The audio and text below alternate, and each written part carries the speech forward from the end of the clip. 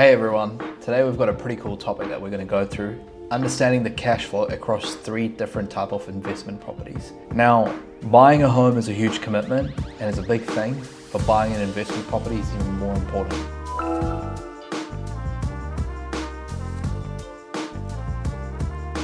Because there's so much to pick from, and the bank gives you 100% finance provided you've been paying down your debt, have good account conduct and meet policy, and you get the opportunity to have that. Very rarely for us at Blueprint do we come across clients that are cash flow positive on investment properties.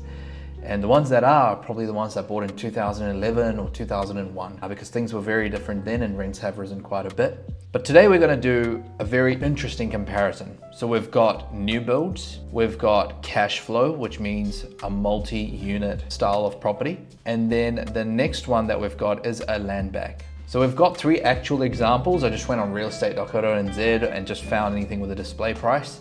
So hopefully you guys don't bash my pickings on where I've chosen this, but I've just gone off the numbers and not made it about capital growth or what I think is going to be the best. It's completely your judgment there. The numbers are here displayed to give you value and insight. So the first one we're going to look at is the new build, a classic favorite of many property investors.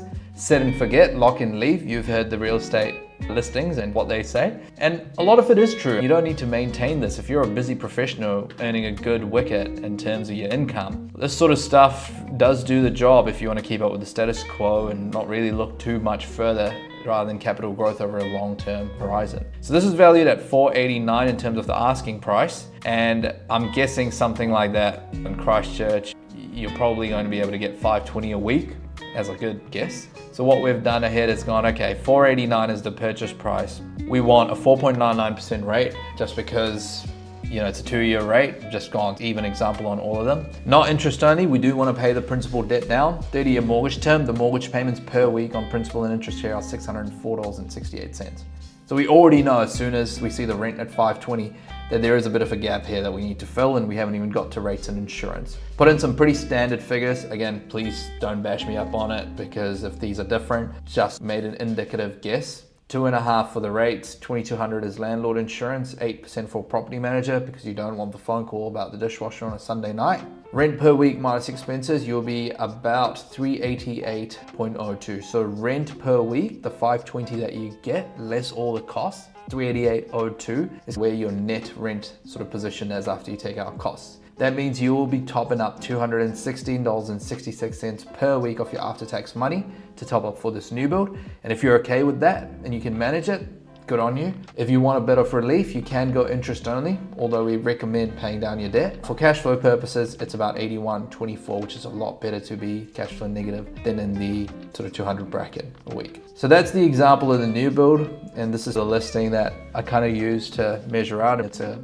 good enough townhouse, and new builds are positive in the sense that they attract quality tenants as well. So everything is new. You do get that master builder's warranty and all that sort of stuff, which some people love for peace of mind. Now moving on to the second example, we're going to look at a cash flow multi-unit property. Not very popular for some people who want to buy 15, 20, 30 properties and want to keep going. This is the sort of tools that they'll need in order for them to succeed in paying down debt and adding value to build equity and draw equity back out. But we're going to look at this example here in the far north.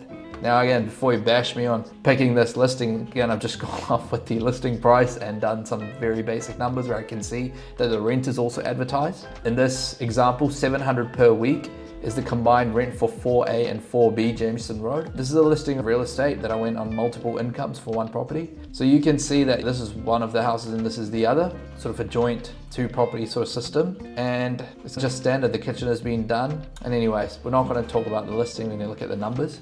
$420 coming in, assuming 100% finance, no cash deposit at all. 4.99 being the rate, you're paying down principal on this. It's going to cost you $519 a week, making $700 a week rent. It's a good start. Then there's rates and insurance. I've buffed up the rates because there's 2 properties there. And I've got that sort of landlord insurance at about $2,100. I can buff that up as well if need be to, let's say, $3,000. 8% being the property management fee.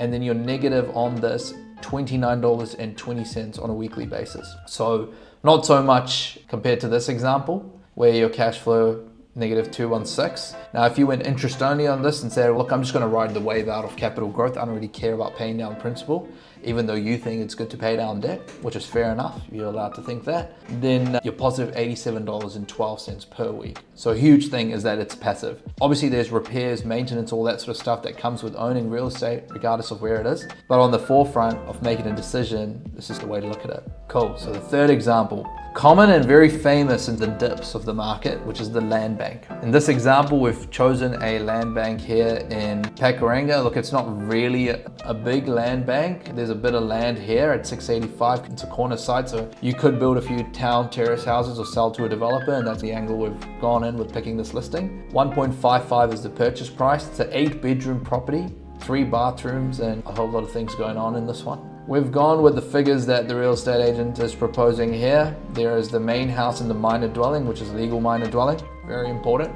There's a lot of houses that pose as minor dwellings but are not legal in the way that the banks test, so we can't use the income. But assuming we can in this, we've got 500 coming in, and then the potential for 1,000, so market rent potential at 1,000 per week. So you can go off this number, 1,000 plus 500 being 1,500. So if 1.55 is the purchase price, you've got no cash to put forward on it, and it is not on interest only, then it's costing you $1,916 a week, and you're getting 1,300, which is that 1,000 sort of coming in, I believe, from one, and then 500 from the other. It's actually 1,500. Already there's a bit of gap there, but look, if you are a property punter of some sort and land banking is the way for you, and you're a builder or person that has the means or cash coming in to develop, this is going to be a thing that you might consider. We've got 2.5 here for the rates. We've got 2,400 for the insurance. I'll up the rates a little bit just because it's Auckland, and it's 8% property management fee. So altogether you're negative 640.51 a week.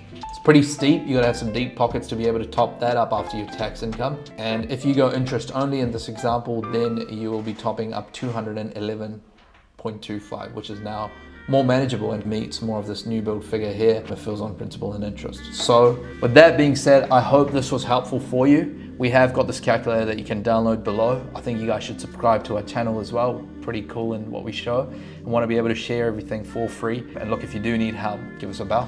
Take care.